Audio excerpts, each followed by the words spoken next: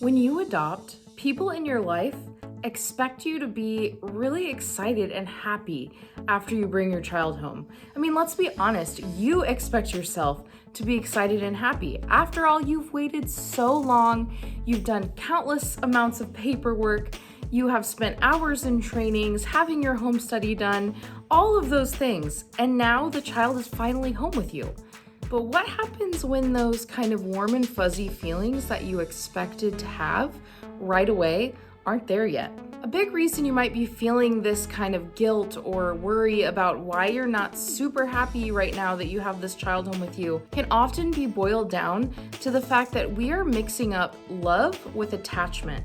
And they are not the same thing. So today I want to explain to you the difference between love and attachment and hopefully encourage you and let you know that you don't have to feel guilty. And while the overall message of this video may be more currently applicable to parents who have already brought children in their homes, I hope that if you are someone who is considering adoption, you will watch this video. If I had watched a video like this before we adopted, it would have made the first year or more of our placement so much easier on me. Hey there, thanks so much for joining me on today's video, and happy National Adoption Month. For those of you who are new here, my name is Katie and I am an adoptive mom of 3 kids ages 5 through 12. We adopted all 3 of our kids from foster care as waiting children. But let me tell you, it has not always been a walk in the park. It still isn't a walk in the park, but it is so much better now than it was before.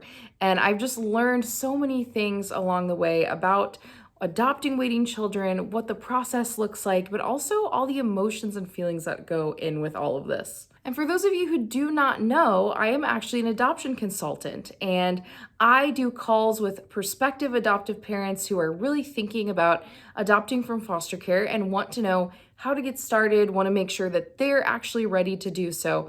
So if that's you, I would absolutely love to work with you. My consultations are 100% online, so it doesn't matter where you live. I've worked with couples and individuals from many states across the country, and I would love to help you. I will put the link to my consultation page down in the description box and also in a pinned comment. What I really want to talk about today is attachment versus love, because these two words, while similar, they are not synonymous. You may have heard when people think about doing foster care, sometimes families will say, I could never do that, I would get too attached. And oftentimes people who are foster parents will respond with, getting attached is the whole point.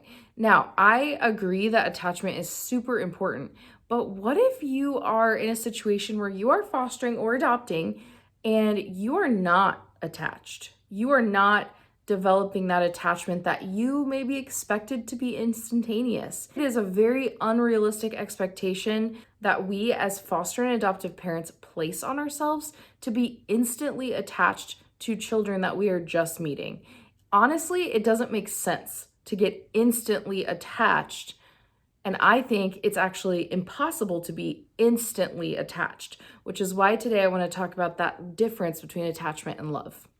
So I have a definition for you of attachment, so let me read it. So attachment is defined as a deep and enduring emotional bond between two people in which each seeks closeness and feels more secure in the presence of the attachment figure. Okay, so let's kind of break that down. So first of all, we see a deep and enduring emotional bond. Enduring. That word enduring means lasting forever or lasting for a very long time. How could you possibly have that with someone you met last week, or you met a month ago, or 2 months ago? You can't. Something like this, the very definition of attachment, takes time. It takes trust. It takes building upon it over and over and over again. And to get to that point where you feel more secure in the presence of that attachment figure, and notice how it says that each person seeks that, that is going to take time. And honestly, you cannot expect your child to feel attached to you that quickly. How are you going to know that they feel more secure in your presence right away? It is very unlikely to happen. They are most likely, they've been through a lot of trauma, they've been through situations where maybe adults weren't safe or they were let down by adults again and again. Sometimes we expect attachment of ourselves, but we have to realize that expecting attachment of ourselves also means we're expecting attachment very quickly from our children, and that's just not something that generally can happen. I want you to imagine, some of us have maybe been in this situation before. You have a close friend of yours and they meet a new friend and they're like, "Hey, I have this friend and you would love hanging out with them. You guys would just get along so well. You're so similar. You would just absolutely love hanging out with them." And so you meet this person. Would you feel attachment or closeness to that person right away? No? So then why do we expect this of ourselves as adoptive parents with our children? This child, in a sense, is someone who the caseworker said, "Hey, you guys could really be a good match. You guys could really be a good family. And I really think you guys should meet." Well, you meet them a few times and then they just come to live with you. Most times when you're meeting, a friend of a friend, they're not coming to live with you right away. There is a lot of stuff going on at this point. You cannot expect yourself to feel instantly attached. That child was a stranger to you. Often, you haven't even known each other for a few months and they're living with you. You haven't even known each other for a few weeks. So give it time to feel that attachment and have that attachment build, because they really shouldn't be attached to you that quickly either. That would be weird. You were a stranger. They need time to warm up to you. You need time to warm up to them. Some people can build attachment more quickly than others based on their history, based on the situation that they're in. But you should not go into adoption expecting that you are going to just feel instantly attached to your child, because that's not how it works. And I really think that sets up an unrealistic expectation that is honestly going to leave you feeling extremely guilty when that does not happen. Now, I realize there are probably some of you who are like, "That's not me. I'm going to be the person who just loves their kid right away and just goes to them with open arms and wants to spend time with them all the time." And you know what? You may have an easier time than some people, but I really think you're setting yourself up to be disappointed. It is totally true that you could love your child right away, but I think this is why we have to talk about the difference between the love and the attachment. Because I think when a lot of people think of love, really what they're thinking in their mind is attachment. Like, if I love them, I have to want to be with them all the time. I have to really enjoy every moment I spend with them. And that's just not how it's going to be. I know for me personally, I struggled a lot at the beginning of both of our adoptive placements because it was so overwhelming to care for a child who had these trust issues with adults. To care for a child who really questioned everything you were doing, even as a young kid. You see other people with their kids, their biological kids, and you just can tell the difference. You can see that that child fully trusts and is attached to that parent. And you may not feel that way about your child, and you may notice that your child does not seem to feel or act that way about you. And a lot of times that's because they don't have that trust yet. And until they can learn to trust you more, it is going to be hard for them to fully attach to you, and therefore will be hard for you to fully attach to them. There are things you can do to build up this attachment, and I actually am going to do another video next week that is all about that. Ways to build attachment without pushing yourself overboard or expecting too much of yourself. So here's the way I look at it. Attachment is not instantaneous, but love can be. So let's talk about what love is in comparison to attachment. Now, I'm a Christian, and so I have a definition of love that is truly, really biblically based. What I believe love really means is that it is laying down your life for others. It is putting yourself second and putting others first. And this to me is what I think the world gets wrong about the definition of love. We view love as simply a feeling, simply a warm, fuzzy, nice feeling. But the truth is I would describe attachment as more of that warm, fuzzy, nice feeling when you're around that person. Because I truly believe that love is a choice we make every day. You can show love to your child by wanting the best for them. You can show love to your child by helping them with their homework when they need help. You can show love to your child by preparing a nice meal for them.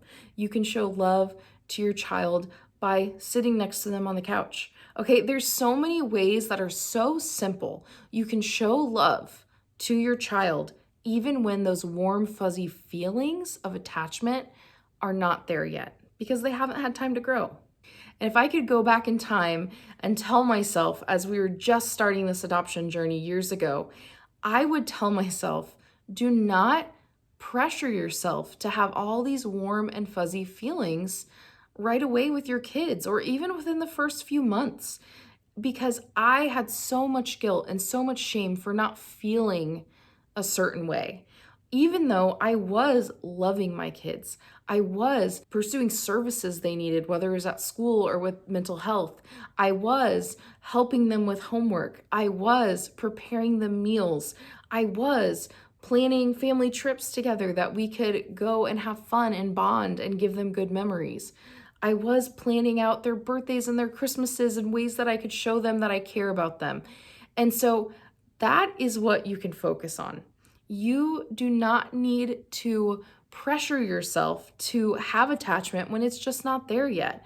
But you can focus on, how can I show love to this child even when I don't always feel those warm and fuzzy feelings yet? And I do think that everyone who's listening to this, if you already have a child in your house, whether or not you realize it, you do have love for that child, because I guarantee you are doing things every day to care for them and to put their needs before your own. And so when we release ourselves from viewing love as simply an emotion that we have to feel, when we view love as a way of serving our kids, that is something we do have control over. We can't control the exact feelings we have. We can control what we do, though. And so I hope that you find this encouraging. Now, I'm not saying come up with this huge laundry list of all the things you have to do to show love to your kid. I'm saying recognize throughout the day and give yourself some credit and say, wow, I am showing my kid love in this situation. What's another way I could do it? And as you start to actually give yourself some credit for the ways that you are showing your child love, you will feel more and more encouraged and empowered to do it in more and more ways. And all of those little acts of love over time build attachment. So I think that's really beautiful, that even though we might not have that attachment right now, all the love that we can choose to show builds up that attachment. It builds up trust, and it shows your kid that you do care. So I hope that if you are a parent who is walking through the beginning of an adoptive placement and you're like, I don't feel these maternal or paternal, loving, tender feelings towards this child yet, do not worry about it. I'm telling you, they're going to come. Focus on the little ways you can show them love and let that build over time to attachment. It's not a sprint, okay? It's a marathon. It truly is. It's going to be a long time. It's going to build up over time, and that's how it should be. It's an enduring bond. So do those small things over time and you will get there. Now, I just want to throw this out here as well, because I am not a mental health professional, but I do think that if you are struggling to even do those things, do those actions that are showing love to your child, maybe you're just so in despair or so feeling depressed or maybe constantly anxious, please reach out to a mental health professional, because that could be a sign of you needing some extra support to be able to get to that point. So I just hope that you don't feel shame about that, but know that there are ways to get help. I went to therapy, especially during our second adoption. I wish I had done it in our first. And I have supports now in my life, and it has radically changed my life. It has radically changed my relationship with my kids, and I needed that at that time. So if you're kind of in this space too, I encourage you to watch my videos about post-adoption blues. I have two. Now listen, the content of these videos, I think it's good content, but it was a long time ago I filmed these. It was like very early on in my channel. So just know, like, the video quality isn't quite as good as it is now. I still don't have like the most amazing video quality, but I just hope that if you're in that position, that those videos might be extra ones that you could watch to just feel empowered and to know how to deal with this. And please, if you have not subscribed and this was helpful to you, please subscribe, because next week I'm going to share some really practical, not overwhelming ways to build attachment with your kids. And I don't want you to miss that. And if you enjoyed this video, if you could give it a thumbs up, that really helps other adoptive parents in a similar situation to maybe where you and I have been. They can find my video and hopefully it will help them as well. Okay, and I always like to do this, but if you're one of my favorite people, which means you made it to the end of the video, so if you're watching this, you're my favorite, I always like to ask a question at the end that you guys can answer in the comments. So I would love to know, what is your love language? I don't know if you've heard of the 5 love languages. If not, I think I'm going to link the quiz in the description. I find it really helpful and interesting. It's the way that you show and receive love. The 5 love languages are acts of service, gifts, quality time, physical touch, and words of affirmation. So I would love to know in the comments, just type what your love language is. I will tell you that mine is quality time. I love a good conversation that's uninterrupted and we're not distracted by anything. That's my top love language for sure. And last little reminder, if you want to have a consultation with me, please click that link in the description and check it out, or send me an email. I always have my email address down below. If you have a question about it, I'm happy to help. I usually get back to people very quickly. And so I hope to hear from you soon. I hope you are having a great day and I will see you next week.